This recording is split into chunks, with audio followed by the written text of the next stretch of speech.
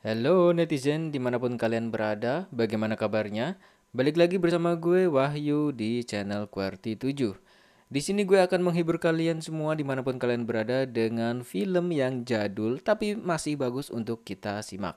Dan kali ini saya akan membahas sebuah film yang bergenre horor yang dirilis pada tahun 1982. Film ini dibintangi oleh Susana, si ratu horor, dan suaminya Cliff Sangra. Yuk, lanjut aja ke filmnya.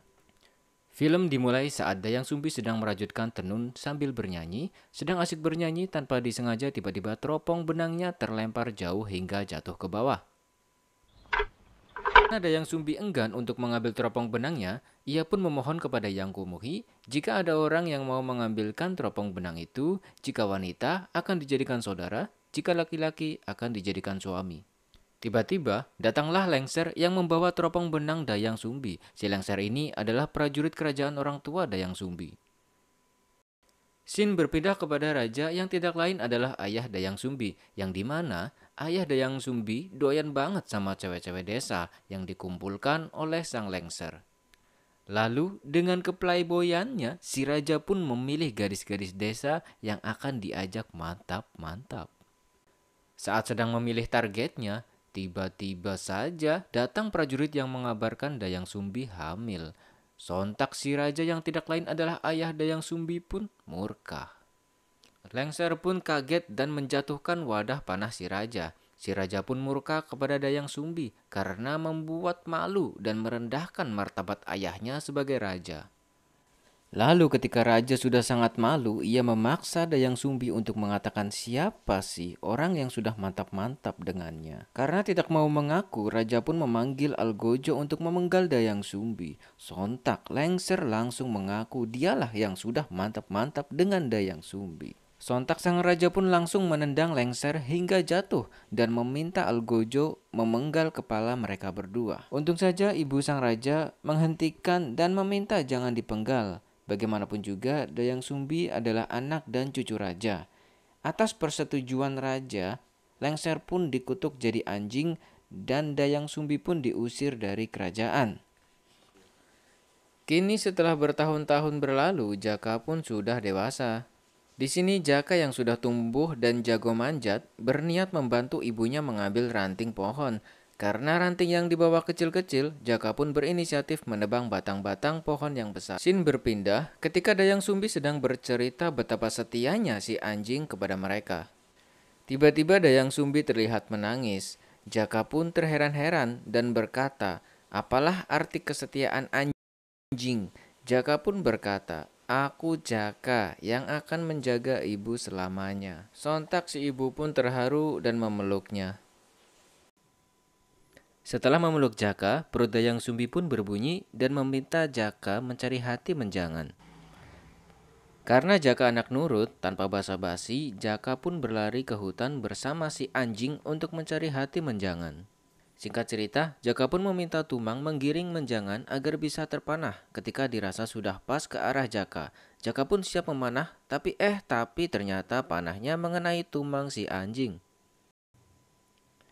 Jaka pun kaget ternyata Tumang berubah jadi manusia. Di situ Tumang meminta kepada Jaka untuk mengambil hatinya untuk ibunya. Dengan sangat ketakutan, Jaka berlari memanggil ibunya dengan membawa hati yang ternyata hati itu adalah hati si Tumang. Dayang Sumbi pun shock dan tiba-tiba memarahi dan memukul Jaka dan karena itu pun Jaka diusir oleh ibunya.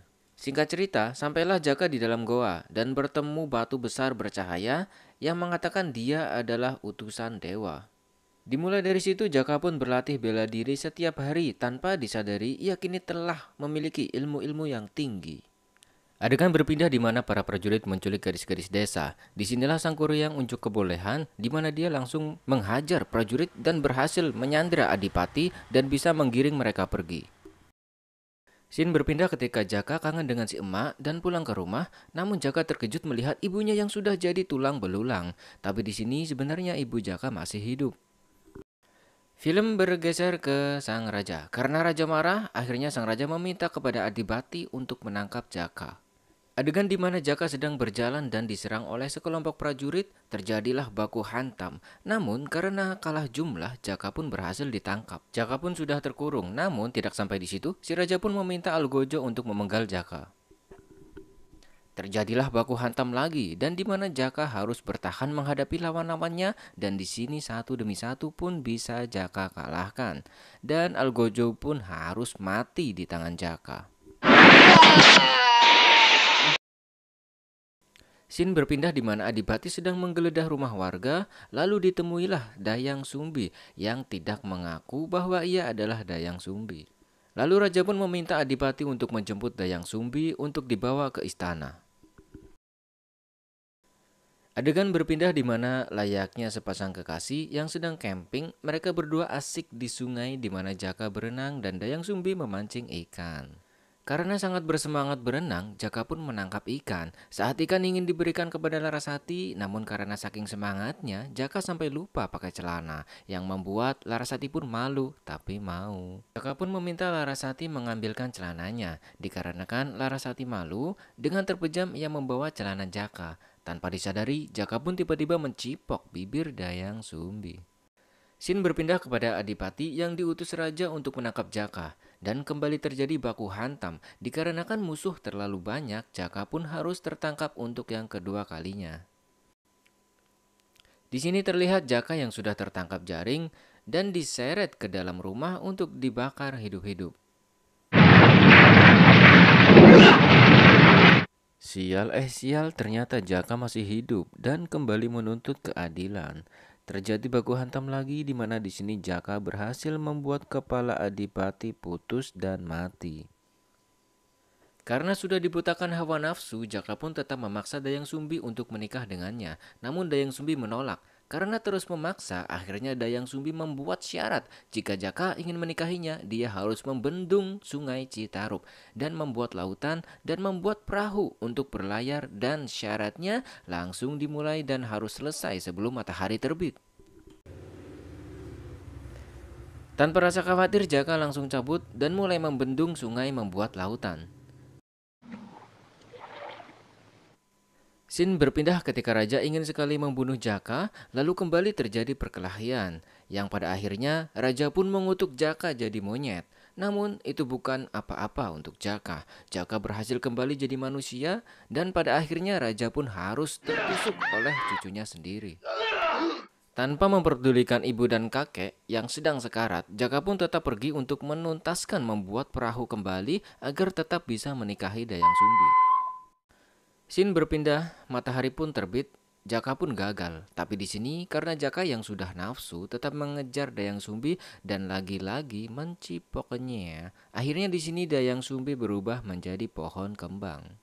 Jaka yang menangis memanggil-manggil ibunya dan Jaka pun menendang perahu buatannya sampai ke atas langit dan jatuh menjadi bukit Tangkuban Perahu. Film pun selesai. Ending yang gimana ya? Ya seperti itulah ya, namanya juga cerita rakyat ya. Ini kan hanya kisah.